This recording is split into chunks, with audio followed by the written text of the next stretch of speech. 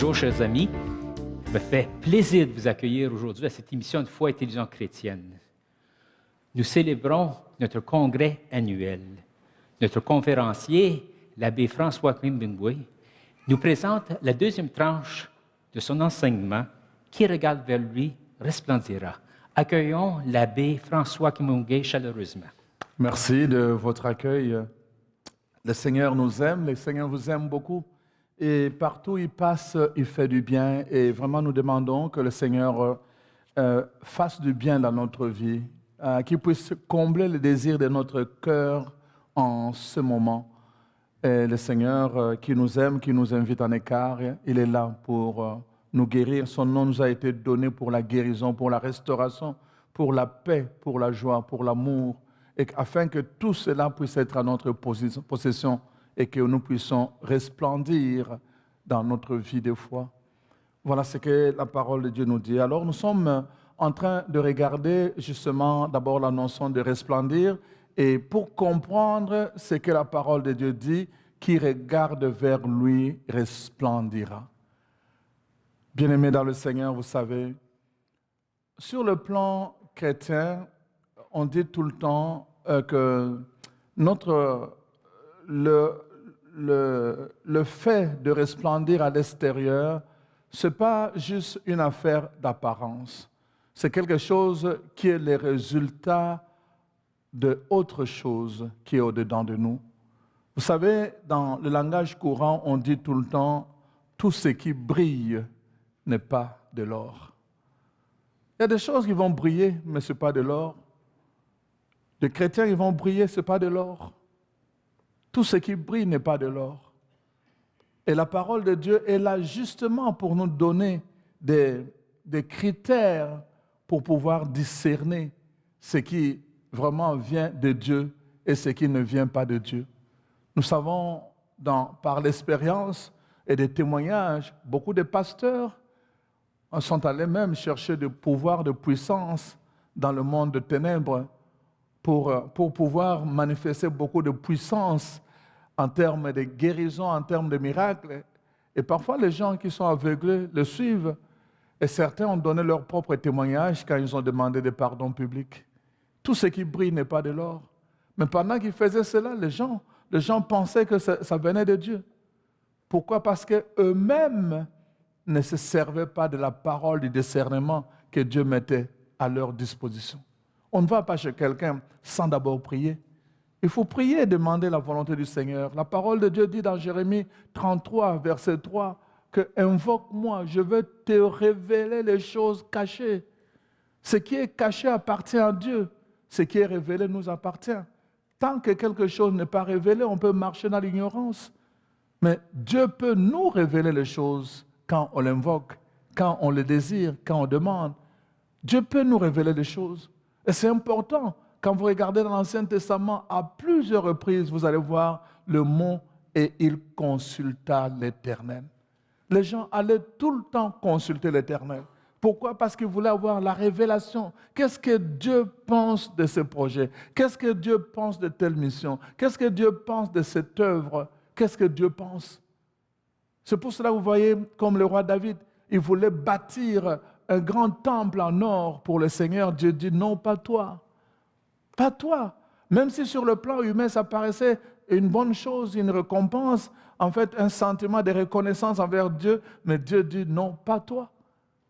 Invoque mon nom et je te révélerai des choses cachées. C'est pour cela que vous voyez, du point de vue de Dieu, de la parole de Dieu, quand nous disons resplendir, ce n'est pas simplement parce qu'on fait quelque chose avec éclat, parce qu'on fascine. On peut fasciner sans être de Dieu. La fascination, ou plutôt quand nous parlons de resplendir, c'est quelque chose qui commence d'abord par l'intérieur. Quand vous voyez l'œuvre de la création, vous allez voir que tout part toujours de ce qu'on appelle l'œuf. L'enfant qui vient au monde, il y a d'abord un œuf. Même à l'intérieur de l'œuf d'une poule ou bien d'un oiseau, un œuf. Il y a tout le temps un point à partir duquel tout le reste se tient. Il y a tout le temps un point que j'appelle l'œuf. Et c'est ça, vous allez voir un fruit, ça commence d'abord, le grain d'abord. Le grain doit le grain qui détient la vie, Dieu va chercher vraiment à le renforcer, l'intérieur, le noyau, à le renforcer. Quand le noyau est bien renforcé, alors seulement la chair va commencer à s'amollir. Mais d'abord, le noyau, l'intérieur doit être affermi avant que l'extérieur puisse devenir fragile. Et c'est comme ça que Dieu a fait les choses. Il commence toujours par l'intérieur et après seulement l'extérieur. C'est pour ça que je vous ai dit que dans Resplendir, il y a deux mouvements. D'abord, l'embrasement, l'intérieur, et puis l'impact qui est la dimension extérieure. Il n'y a pas d'impact sur le plan spirituel quand il n'y a pas d'abord d'embrasement à l'intérieur de soi-même. Il n'y a pas d'impact. On a besoin d'abord de passer par cet aspect-là, c'est-à-dire un affermissement intérieur de soi-même pour pouvoir manifester à l'extérieur ce qu'on a déjà à l'intérieur de soi-même. On a besoin de ça. C'est pour cela que vous voyez, même si nous disons tout ce qui brille, nous allons voir par exemple des gens qui étaient, tu vas dire cet homme, il était bon. Mais quand on vient dire à la télévision, on a arrêté cet homme. Il avait tué, par exemple, une série de personnes. Il avait violé une série de femmes. On se demande comment c'est possible. On le voyait tout le temps. Il était bon, il saluait tout le monde, il souriait à tout le monde. Oui, c'est l'extérieur. Mais son intérieur n'était pas affermi. Son intérieur n'était pas affermi. Et vous allez voir, par contre, disons à l'inverse, des gens qui étaient, par exemple, des bandits, des gens de la rue qui se bataillaient tout le temps entre camps et une fois en prison, et là ils commencent à recevoir la parole de vie. Et cette parole commence d'abord par le cœur, par l'œuf. Il commence à travailler le cœur. Et quand le cœur de la personne est travaillé maintenant, vous allez voir cet homme qui était violent, cet homme qui n'avait pas de raison d'être que la rue, cet homme-là, vous allez entendre, il a donné sa vie à Jésus et même parfois qu'il est devenu pasteur. Quand l'intérieur est affermi, alors seulement l'extérieur commence à refléter. Ça devient le reflet de ce qu'on est au-dedans de soi. Le reflet. Et c'est ça qui est vraiment intéressant dans la parole de Dieu. Alors, c'est pour ça que nous disons, qui regarde vers lui resplendira. Pourquoi? Parce que le resplendissement devient d'abord quelque chose qui commence par à l'intérieur de nous-mêmes. Nous sommes affermés dans notre relation avec le Seigneur et alors seulement nous commençons à rayonner de joie. À rayonner de joie. C'est la première chose, la joie, l'amour, la paix qu'on nous souhaite et la grâce. Nous commençons à rayonner. D'abord, tout se fait par la grâce dans le nom de Jésus. Qui regarde vers lui. Tourner notre regard, c'est-à-dire ne pas compter sur nous-mêmes, mais compter sur le Seigneur. Regardez vers lui. C'est compter, apprendre à ne compter que sur le Seigneur. C'est ça que Dieu a fait avec son peuple. La Bible dit dans les livres d'Exode que Dieu pouvait faire passer son peuple par les raccourcis, mais s'il a choisi de le faire passer par le chemin le plus long, c'était pour qu'il apprenne à ne compter que sur lui seul. À ne compter que sur lui seul. Quand on apprend à ne compter que sur Dieu, quand on apprend à le regarder, alors il y a quelque chose en nous qui commence à resplendir. On compte sur le Seigneur.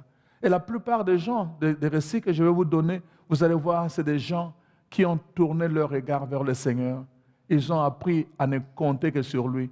Et c'est alors seulement qu'ils ont été capables, à leur tour, de pouvoir donner le meilleur de lui-même, quand d'abord cette relation avec le Seigneur a été établie. Parfois, on se demande, mais pourquoi justement on vient tout le temps à la messe, tout le temps, on se nourrit de la parole de Dieu et il n'y a aucun éclat.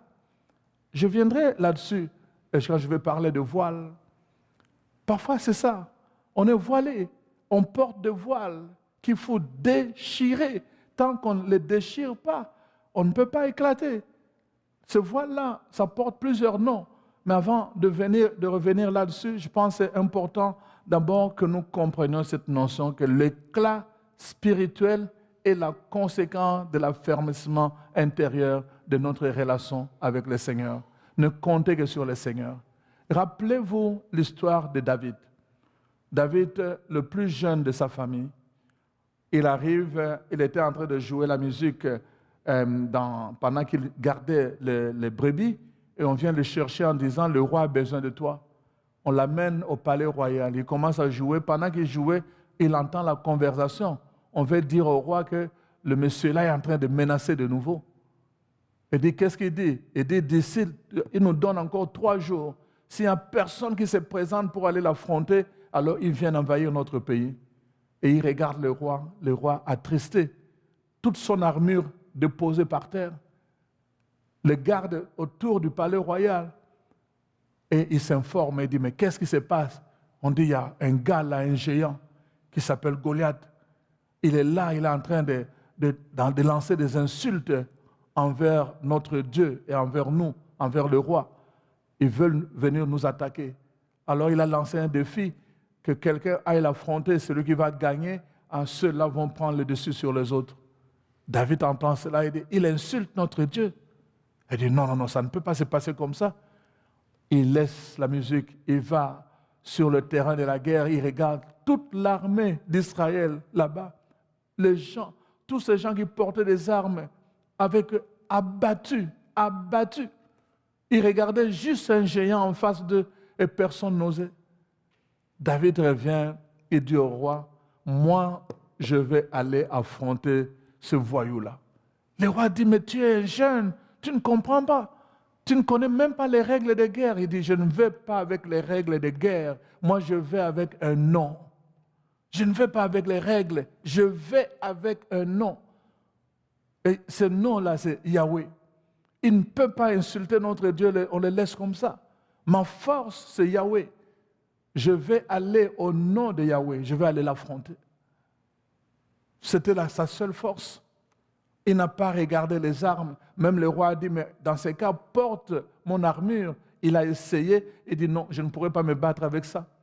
Il est allé presque fragile devant ces géants. Il n'avait qu'une seule force.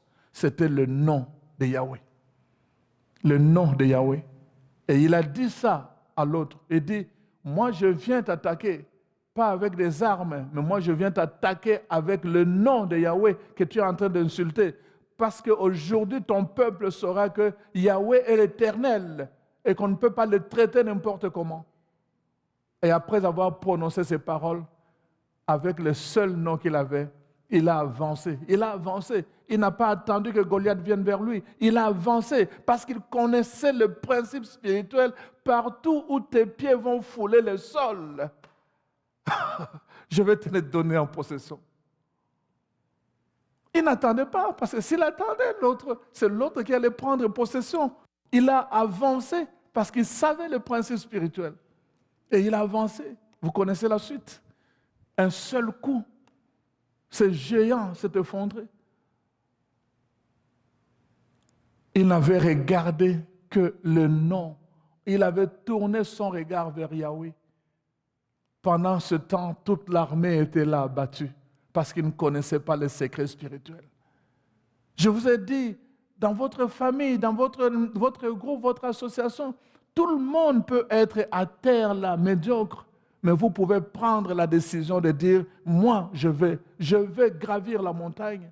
Vous pouvez prendre la décision de changer votre histoire. Vous pouvez prendre la décision de changer la situation, parce que vous comprenez, vous, les secrets, que vous ne comptez pas sur vos forces, mais vous comptez sur le Seigneur. Et c'est important d'en faire des convictions, pas simplement des paroles, mais des convictions qui nous guident, qui guident notre vie, qui guident notre façon de faire. En faire des convictions, c'est pour cela que la parole de Dieu nous est donnée.